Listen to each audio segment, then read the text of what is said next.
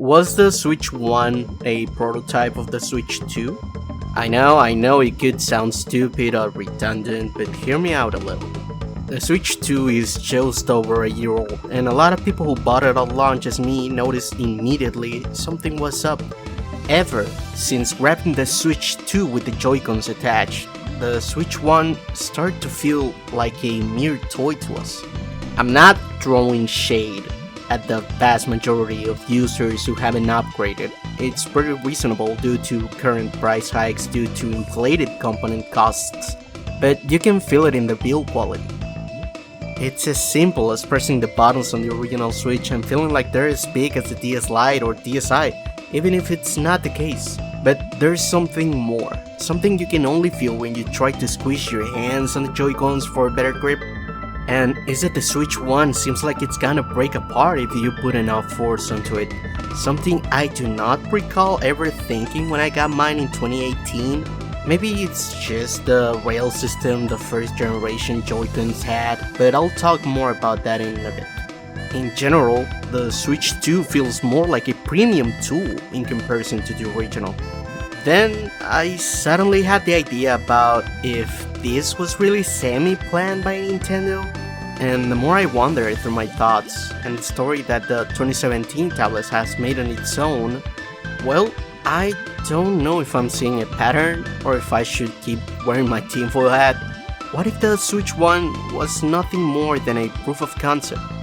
Let's go through these sections, but I'll try not to sound like such a Nintendo glazer. I'll try to give it a second explanation, some of the examples I can.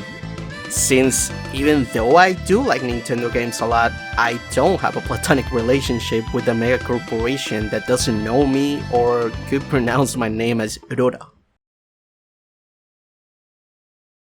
The Switch 1 wasn't the destination, but the way there. We can go on and on over Switch 1 and Wii U parallelisms, how the Switch was just its natural evolution, but I'm thinking on doing a separate video on that topic. So what about the original to the Switch 2? Maybe the Switch 1 was just a product of its time.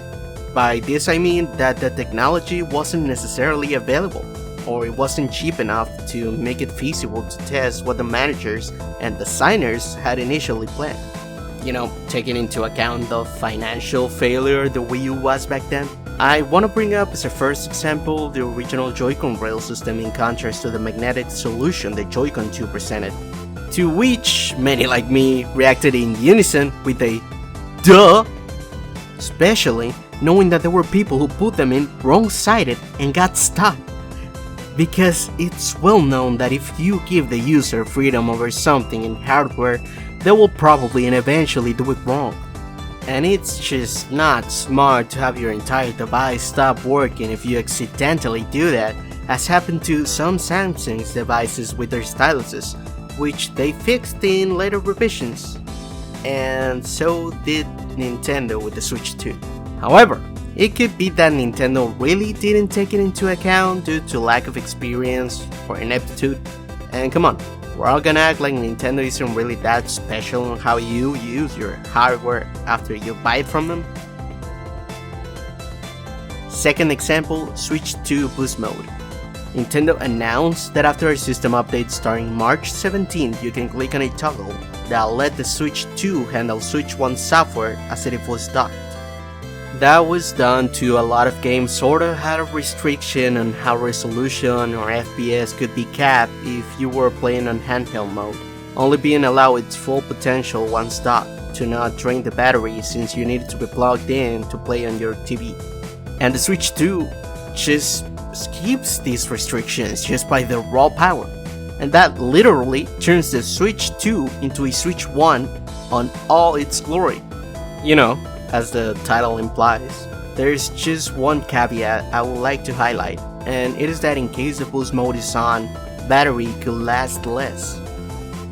And I think that's why Nintendo didn't promote a safe feature, because they know the majority of their user base plays on handheld, and that could be a deal breaker since there is no way to recharge it on the go in the vast majority of cases. Which casually leads me to my third example, the USB-C port at the top. The Switch 1 couldn't be charged if you were playing on tabletop mode because it only had the port on the bottom that allowed to be docked easily, which needed for you to lift it up so the cable wouldn't bend, making tabletop mode not suitable for long play sessions. A problem that the Switch 2 fixed it in the most easy way, just putting a USB-C port on the top, but taking even more advantage of it by seizing the opportunity to not only make it possible to charge, but it also allowed for data transfer. Not video, it appears to still be locked to the bottom port, but still, allowing you to use accessories like wired controllers or adapters. Who knows, maybe that was the plan since the start, or it could have been a mistake not to consider it during the design phase of the original Switch. My fourth example would be the software. Panic Button was, by me and by a lot of people, praised by their optimization and porting work on some titles that were considered impossible to run on Switch 1, the so-called impossible ports. I am not saying they run perfectly, they're not locked at solid 60 FPS, but given the power limitations of the Switch 1, it would be dishonest to believe that level is even achievable or possible. Among them are Doom 2016, Doom Eternal, Wolfenstein 2, and Warframe, which funnily enough just received its Switch 2 edition, now at 60 FPS and mouse mode functionality. And I'm mentioning these because, as I stated before, maybe the original plan was for those games to run at those better resolutions, even better ones than the Switch 1 could handle at the time. Maybe because lack of technology or ways of optimizations, it couldn't be done back then. Which leads me to my fifth example, NVIDIA's DLSS as a patch. Now, we're gonna touch on several topics where I'm going to give my biased opinion as the good human being I am, and you may or may not agree with me. I'm gonna start by clarifying how neither I praise NVIDIA for current practices they're doing that are not relevant to our topic, but I am going to be mentioning a few as the PC player I am.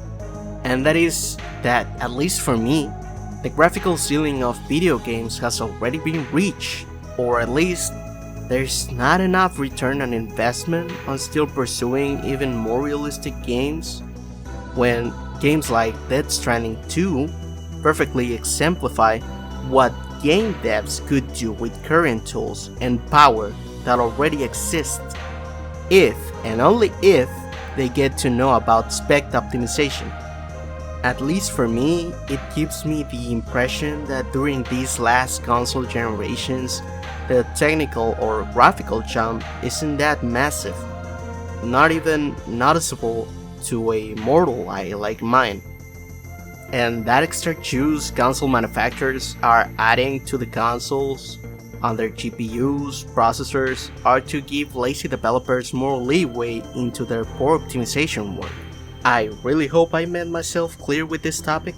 It is known that Nintendo stopped pursuing power or better graphics ever since the GameCube, just to focus on their own software, which, yeah, made many of their IPs massive, with a niche of followers that only kept on growing.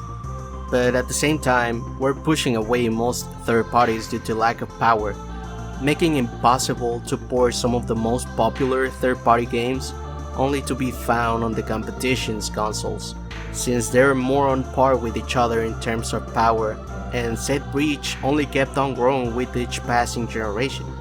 Of course, Nintendo kept on bringing first-party quality titles, but for a long time, it felt like you would only buy Nintendo consoles for Nintendo exclusives only, something that most players just patch by buying their handhelds aside from their competition consoles. And things aren't that much different nowadays. Lots of people use an Xbox, PC, or PlayStation, plus a Nintendo. And then Nvidia's alliance for the original Switch's graphics chip came along.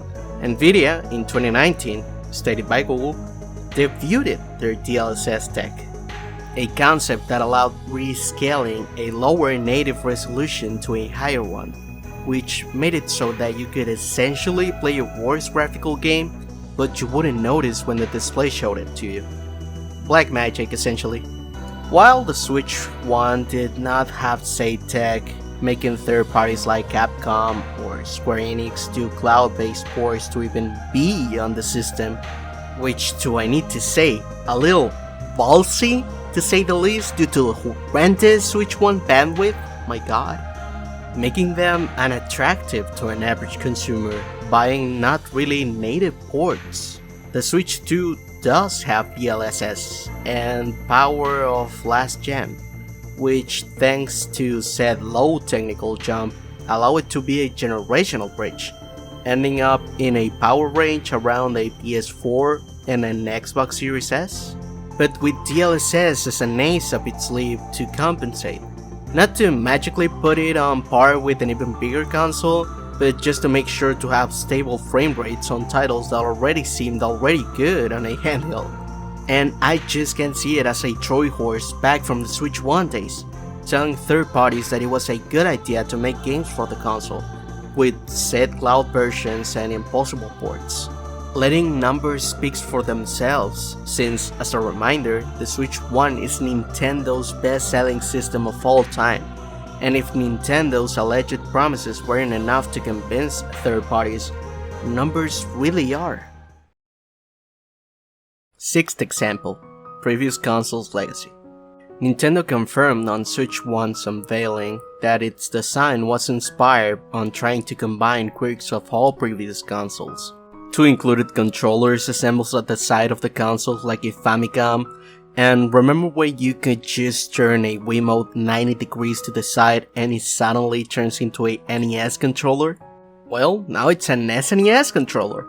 Separate directional buttons on the Joy-Con and the analog sticks from the N64, local communication with other consoles like the GameCube, aside from being the first tabletop portable console due to its handle, the separate controllers as an evolution of the Wiimote and Nunchuck, now with rechargeable batteries, and its tablet form factor from the Wii U gamepad. But there are more things not noticeable at first for a general public like me, things that share their DNA with the Switch 1 and even more now the Switch 2, like the big emphasis on cameras that goes way back to the Game Boy camera, then DSi, and then being finally in a tabletop console with the Wii U gamepad.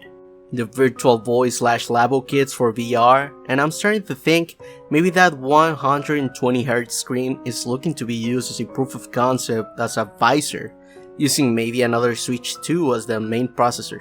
Since we already have the tech to stream to different outputs like the asymmetrical multiplayer that Wii U proposed with their minigames, and we're now seeing on the Switch 2 to Switch 1's game share, giving the other players their own camera and perspective, essentially making game share sessions Wii U gamepads.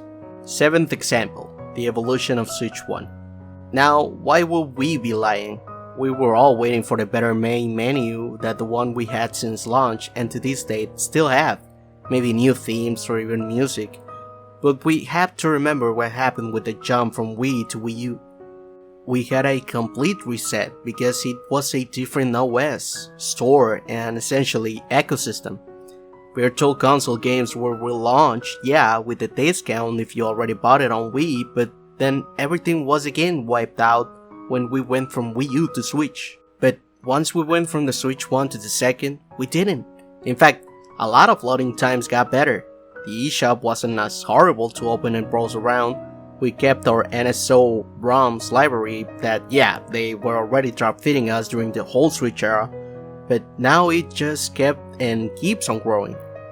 And knowing that Nintendo's taking the preservation of their own forgotten games seriously, aka Virtual Void games before Mario Sunshine, even offering their NSO users a way to preserve the most pure way of experiencing them with their NSO controllers, with their original button layouts, but now with modern tech like rechargeable batteries, Bluetooth, embracing parity on all games that could be played with only the buttons they have. Also, I want to quickly highlight the fact that these last remakes we've been having, like KBA Riders that contain all the original content and gameplay plus new stuff, or the new Star Fox we have for this month, are actively being marketed as working with their original controllers with their NSO counterparts, which, call this a predict, but makes me wonder if the new Ocarina of Time remake will take this approach too, being able to be played with an N64 controller, or GameCube if they use stuff from Master Quest, in addition to a traditional modern one. So, any final words? Maybe the Switch 1 ended up being a jack of all trades, master of none, just for the fact that it was just of unstructured. The Switch 2 came to reinforce and establish itself as the definitive console of the hybrid concept. That's why it's now labeled as 2, because it's obviously an iteration. The 2.0 edition of the original idea the directors and designers table originally proposed. And that doesn't mean it failed, you just gotta see the sales. You can also take a look at how Valve was actually doing the same thing with their Steam Deck Verified system that allowed games to be promoted to the label Steam Deck Verified for them to then be used for the future Steam machine, using their control scheme and power as a guarantee for them to be at least compatible enough to run. Being this iteration an idea that to their eyes won just by trying at the start with the Steam Deck as a mirror to Nintendo.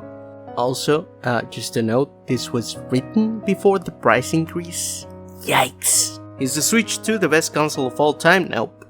It has its flaws, but it's the best Switch that there is to date, because it will obviously have revisions. And that's something it could have never achieved if the Switch 1 wasn't the prototype, their proof of concept, an MVP or minimum viable product, and a market test that went excellent.